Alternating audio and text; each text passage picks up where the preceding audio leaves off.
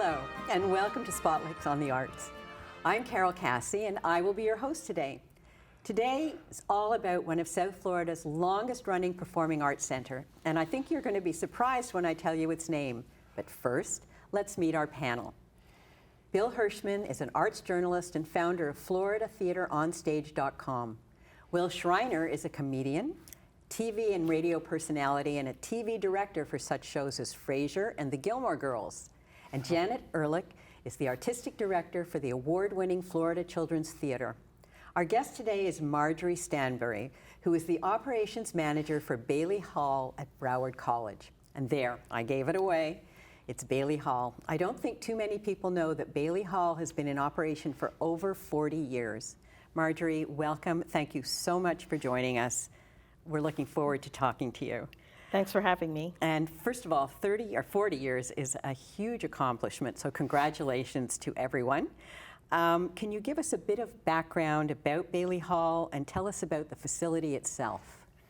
Bailey Hall opened in 1979, November 13, 1979. Mm-hmm. It was started as a result of a donation that was made by an architect and philanthropist from Davie, who had no living relatives. Mm-hmm. So he donated part of his estate. He wanted part of his estate to go to the arts. Had he been involved in the arts before this? Not at all. But he wanted to do something good for the community, and that was his old premise. Wow. Wow. So I assume that everybody was very excited. And what did they decide to do? I mean, Bailey Hall obviously is a result, but how did this come about? The executor of the estate and his whole all the trustees got together. They did some research and they decided what would be the most beneficial for the use of the funds. Mm-hmm. They saw Broward College was there and decided this would be the prime location for a venue for the arts. Did Broward College have an arts facility before that, or was this something new? Absolutely not. This was built from the ground up back in the late 70s. Ah. And it's the same as it is today? It's very nice, very modern. Have they upgraded it over the years? Oh, absolutely. We had a renovation in 2014. Right. Spent $2 million. I kicked in on that, by the way. Oh, thank you so much. I don't want my name on it, but I have kicked in a few bucks. Thank you, but it's now more modernized. Before we had Continentals, we had, I think it was Continental seating with all the seats going all the way around. Mm-hmm. Now we have aisles, so it's easier to get to your seat. You're not climbing over everyone if you're in the middle seat in a row. Yes, no, I've been to programs there, and it's a wonderful facility. It's terrific. Before we go on about that, though, let's hear a little bit about you. Tell us about yourself. Wow, loaded question. I actually came to Bailey Hall almost 6 years ago, not knowing what to do with a performing arts center. My background is in the hotel industry, in hospitality, interior design, and event design and management. Mm-hmm. I came there, all I knew about a theater was to buy a ticket to go see a show. Mm-hmm. Fast forward 5.5 years later, I'm now managing the facility. This job is actually a marriage of my years in the hospitality industry, interior design, and event management. As a result, our emphasis at Bailey Hall is on customer service. Our goal is to give every guest that walks through our door an amazing experience. They're not just coming to see a show. They're coming to have an experience. How many nights or days, how many events do you schedule in a year, and what's the range? Because it isn't all university productions, obviously. Oh, no. We do approximately 250 events for the year. A lot of them are college events. We have a presenting season. Our season consists of 24 shows, 6 main stage shows, which Bailey Hall and the college brings in, 6 classical shows that are curated by one of the professors in our visual and performing arts department. There are also 6 independent films, which we bring in along with the filmmaker. So there's a Q&A that follows the film. And there are also 6 main stage classical independent films. I did this one, but I still forget. And if you'd have come to rehearsal, this never Yeah, would have I know, but nobody clued me in on that. It's just that there's so much program she has. Yes. Children Yeah, so you and have- family programming Right, too. and in addition to all of those, we also we support the visual and performing arts programming for the college. So the symphonic band, the Broward Symphonic Band, the Broward Symphony Orchestra, Bailey Hall, Broward College is their home, so they perform on our stage. Broward College has an amazing dance program. They perform on our stage. The jazz department performs on our stage in Bailey Hall, as well as the classical series. There's an amazing choir. As a support for the visual and performing arts programming, we have watched over the years that program has grown as a result of the shows that we bring in, that we present, because the students get an opportunity to meet some of these artists. They get a chance to see where their education can take them in terms of, okay, I've got an education in performing arts, what do I do with this? Yes, I say that every day to myself. But I mean, do you survey the kids and see what they want to see? What kind of shows are you constantly kind of keeping up with what the young students want to see there? Yes, we do have an advisory council that helps us build the programming that we do for the season, and they get an input. So we do have students on that council, and they get an input in what we bring in. They don't have the final say, but they have an input. Yeah, sure.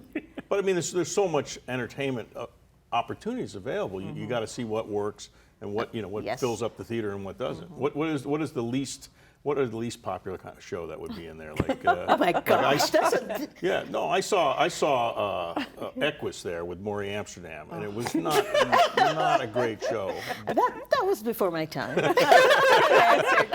I told him that at lunch. You don't know who Maury Amsterdam was. He was Buddy on the Dick Van Dyke Show. Oh, there you go. See, that was way before my time. It's the most unlikely show you'd see, but no. Yeah. It also is home to a lot of the major political debates too, Yes. Oh, right. and Yes. conversations. We which have I think hosted is quite a few debates. prompted some of the wonderful renovations of the lobby area and the cafe area and some of the other building things too. Yes. Yeah, and you host the Fort Lauderdale Film Festival opening night and closing nights. And closing nights, yeah, yes, It's a great that we venue. do. It's a beautiful place. I love And it. it's also available for renting, hence the 250 events we do throughout the year. Right. We also support other college events. There are conferences that are held for professional development for faculty and staff, and some of them are held in Bailey Hall.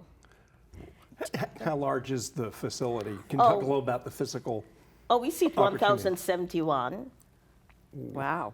All along, I thought we were a small hall until I went to a conference recently and realized we are a big hall. You're a size hall. But We have one of the largest stages in South Florida. Really, and it is available for rent. It is available for rent. yes. Now, does a committee vet who comes in, who rents it, or can anybody say, okay, I'll pay you X number of dollars, I'm going in there with whatever event or show?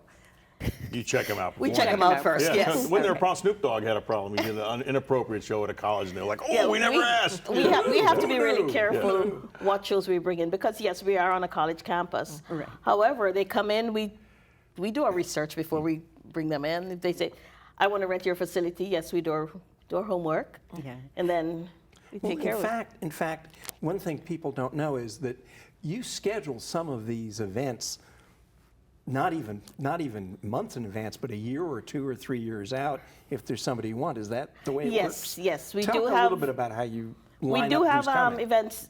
Right now, I'm working on our calendar for 2020, 2021. I have dates on hold for prospective clients for 2022. 'Cause people book well in advance. This year, our season runs from 2019 to 2020, so we're in fiscal year 2020.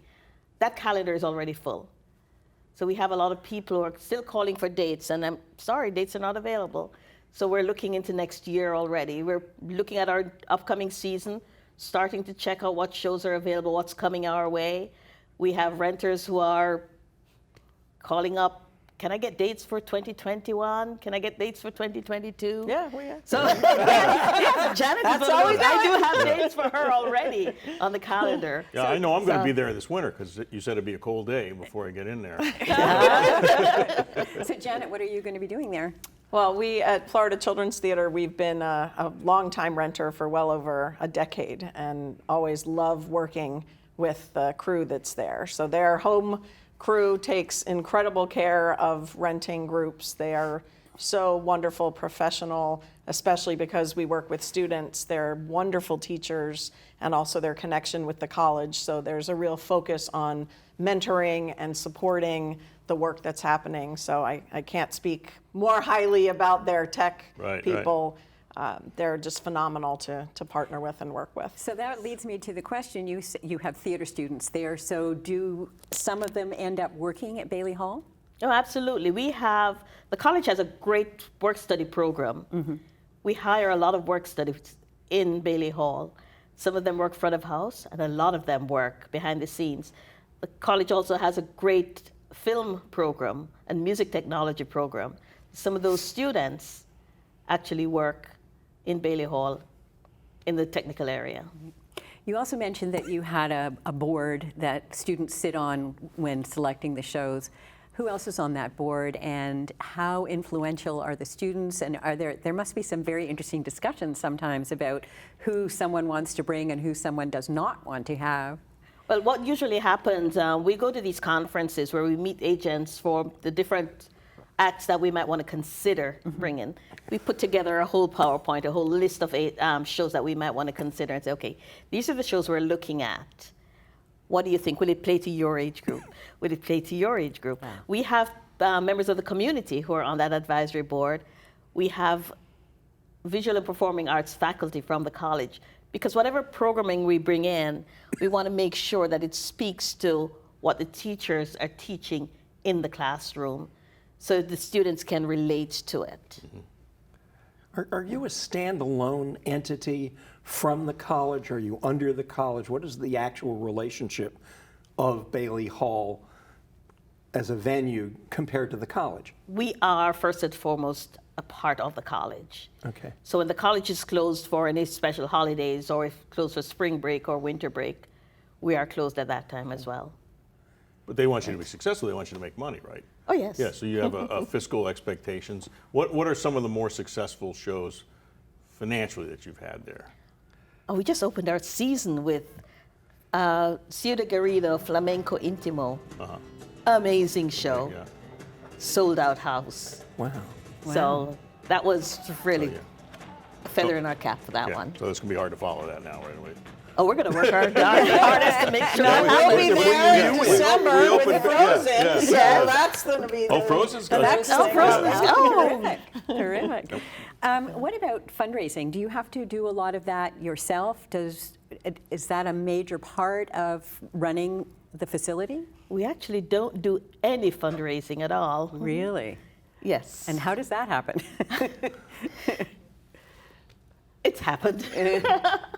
I've been there almost 6 years. We've never done any fundraising. That is something that I hope to start doing, but just not sure where we're going to go in that if we're going to go in that direction as yet. Well, ticket sales are what percentage of your operating budget? I mean, most theaters, it's 40, 50%, and Yeah. they have to find They have to the find income the revenue, someplace yes. else. Well, How pretty does your much finances work? The We want to look college at the buys the books. We want to look shows. at the books. Yeah, right. We really want to. Yeah. But you have college- subscription, right? Don't you have subscription? Yes, we have subscriptions. Yeah. We're working on building that program right now. The college buys the shows that come in, and then the ticket sales are the ticket sales. So the ticket sales really do subsidize the programming. Are there grants? Or the college Or the college subsidizes. might- The college subsidizes the Oh, programming. okay. Ticket sales don't cover the cost of the program. No, I didn't think so. The good thing is, when our rental starts around, heavy rentals start around mid-February and go through till the end of June. A lot of the rentals cover the cost of the programming. Oh, I So see. the more we can rent, the more we can pay for our programming. But the promoters come in and they say, you have to pay the promoter a certain amount, and then you guys take the risk on whether the show is going to sell tickets or not, Yes, as opposed that's to a correct. four-wall where you got to come in and you rent the theater for a flat fee and then you have to fill it. Right. Which do you prefer? I've never worked the other way. Remember, I came here not knowing anything about except to buy a ticket and go see a show. And about who took that robe? Who stole the robe? I used to always get in trouble when I was in the hospitality business. I have so many free robes because the Waldorf. I have a big W at home, it must have lent a lot of good skill set to you to now go in dealing with people. Oh, absolutely. That is what has laid the foundation for the customer service that we offer. Who are some of the bigger prima donnas that you've had backstage you've had to deal with? I haven't had any. When are you coming? Until you go to work. Johnny Mathis was such a problem. You know, he's been there. Yeah, But that's way before my time. That's a good answer. Well, Janet, when you put on a show there, how much of their facilities do you use, and how much do you bring? I mean, do you have your own tech people, or? Well, we come in for about a week, start to finish. So we're building most of our sets off-site. Obviously, all the costume and the design stuff is happening off-site, and the rehearsals are happening. And then we do a typical move in, load in, take over, work with their tech people to set everything up and go. And then we do that week usually of rehearsals, tech, right, doing the lighting. And it really is a partnership, and that's what's exciting about working with their tech team, is that a lot of times they work with our students to run things, because we do have a tech program in addition to the acting program. But then their people are there to help every step of the way, which is really wonderful. Yeah, you as you were saying, you have a lot of one-offs. You have a week of children's Yes. theater. Do you have any other sit-down shows? Like, could a theater company come in and do a 3-week run, or is that something that you don't look at all? We haven't looked at that. In 2028, they might be able to get We might be dates. able to- Yes. Right. Right now, our calendar is so full of, as you say, one-offs, that it's difficult. You're right. Maybe 2028. If they book it now, they might be able to get it. But we haven't actually looked at that. Right.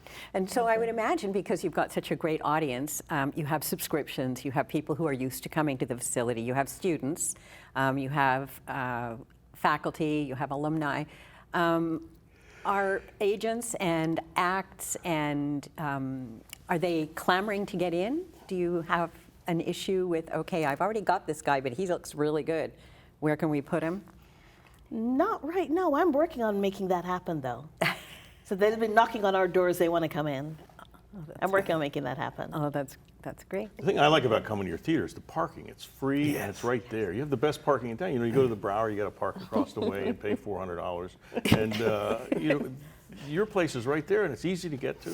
Right in the Easy heart to of get town. to. There's lots of free parking. Yeah, Yes. yeah. That, to me, that's what I look for in a theater, is free parking. Can you share some of the upcoming projects you're excited about? Oh, our season opened with a bang, so we've got to maintain that. But we're going to have the United States Air Force Band is coming to us. We have the Forgotten Kingdom. It's an ethnic, it's world music, but accompanying the world music is Ksenia Simonova, a sand artist. So she'll be telling a story with sand. Oh my. As I the saw her. music She is was on going. America's Got Talent. She was on Yeah. America's Got Talent. She got the Golden Buzz, and she placed third in the All Stars. Right. She also ranked high in the All Stars in Britain just recently. Wow. But I she's remember coming. her. The second part of our season in January, we're opening with Alonzo King Lines Ballet. Amazing ballet company. Where are they're they coming from? to us. They're coming to us from, I think they're from out of New Jersey.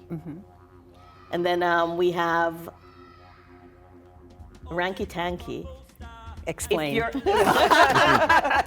know, Ranky Tanky. I got some salve for it, by the way. But That's a group out of North Carolina, South Carolina. If you're interested in Gullah culture, Ranky Tanky is all about Gullah culture. And you'll have to explain Gullah culture for our audience. Okay, Gullah Geechee is I liken it a lot to how I grew up. I grew up in Jamaica. It's a very ethnic, it's hard to describe it, but it's not, they speak a different dialect, pretty much. I honestly don't know a whole lot about Gullah culture, but I know it's super interesting. They're based on islands off South Carolina, right? Of South Carolina. Right. They have, it's almost like they have a whole other culture. Their language is similar to what I grew up speaking, a patois. It's a mixture of African and in French, a little French, yeah. yes. Yeah. It's Which a makes whole, sense. very interesting. Yeah. So what is Ranky? Ranky Tanky is jazz musicians from that area. Ah. So they speak to that culture. And the music is very up-tempo, and you hear the first beat, you start moving. So I'm curious though, and I've asked other people who book as well, how do you know that someone is going to be good? In other words, do you go out and travel and see some of these people, or you just rely on videos and audio tapes? But I always wonder how you would know that Ralph McGillicuddy and his Dancing Bears is actually going to be as good as their publicity says. How do you know the quality of what you're going after? We go to conferences. I just got back from a conference in Orlando, and at the conferences they have showcases, so you get a chance to see. Oh, this where some all of the these agents shows. have booths and then they pitch their Yes. clients. Yeah, yeah. So you meet with agents, you go to the showcases, you see the different acts that they have coming in, or that are touring the area.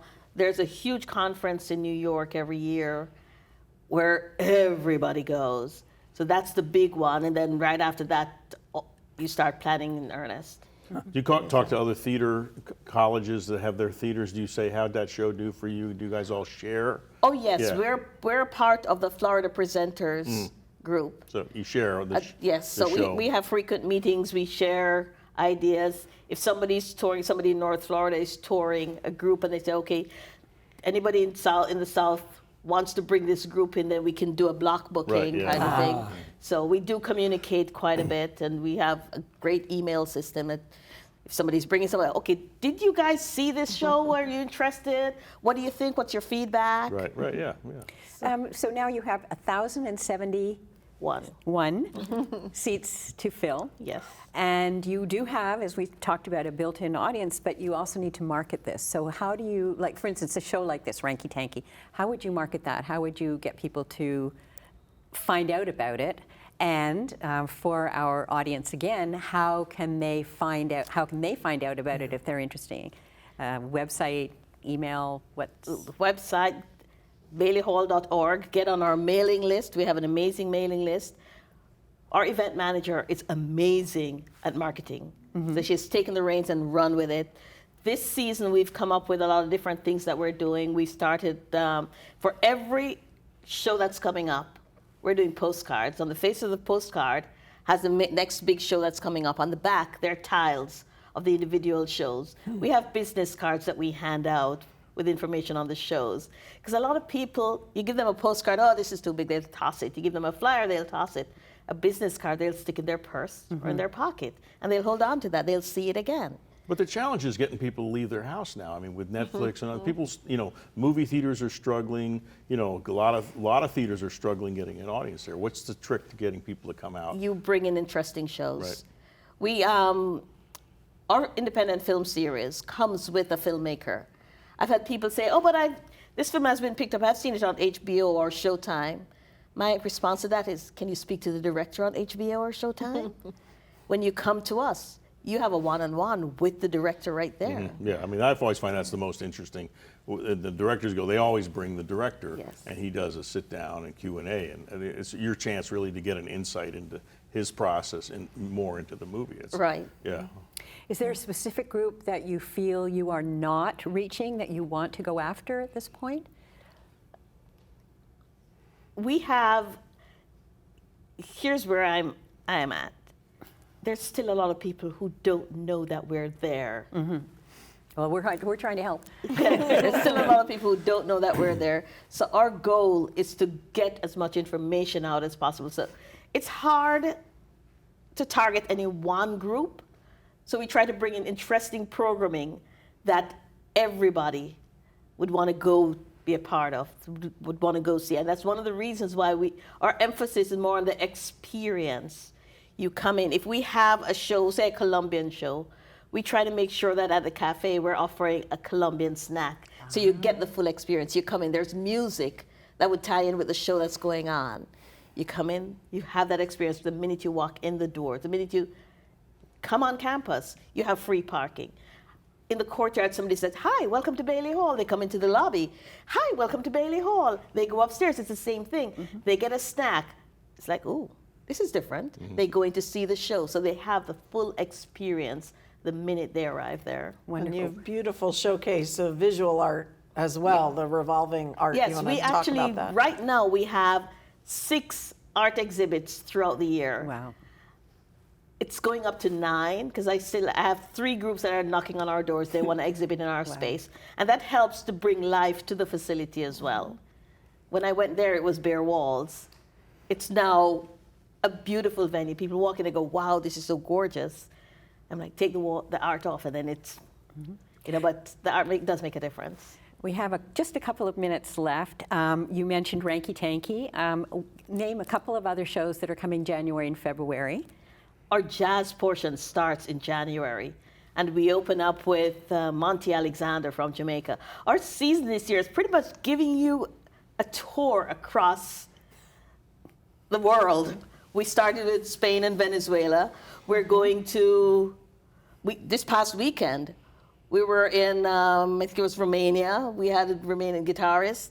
We have Ranky Tanky from South Carolina. We have Monty Alexander from Jamaica. So you're getting a taste. It's an international year. Wonderful. And once again, tell everyone how they can find out more. BaileyHall.org. Okay. Thank you, Marjorie. Thank you so much for bringing us up to date on everything that's going on in Bailey Hall. I know we only touched on a few things. And thanks our panelists today, Bill and Will and Janet. Spotlights on the Art is a community program, so we encourage you to get involved. Drop us a line. We're open to suggestions. You can email us at spotlightonthearts@browardschools.com, and check out our favorite websites, floridatheateronstage.com and carolcassie.com. There you can get information to plan your entertainment for weeks to come. And don't forget, you can always watch past episodes of Spotlights on the Arts on YouTube. And as our wonderful founder, Iris Acker, always told us, Go to the theater.